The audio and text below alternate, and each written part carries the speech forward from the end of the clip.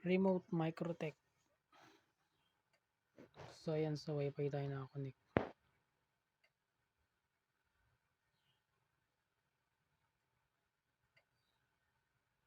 So try natin.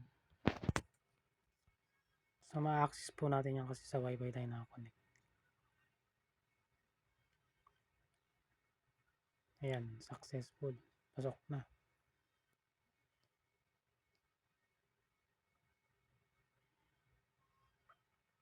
So, yan, misconnect tayo. So, try naman natin sa data.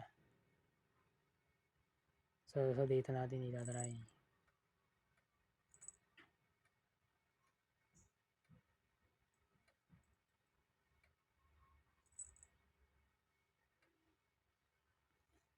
So, yan. So, papalitan natin yung addresses. So, yan na. So, pinalitan yung address via remote. So, ayan, na-access po natin. So, gamit ko po niyan data. So, anytime, anywhere, basta meron po kayong internet, data, mapapasok niyo po yung Microtech niyo. Full access po siya. Alright.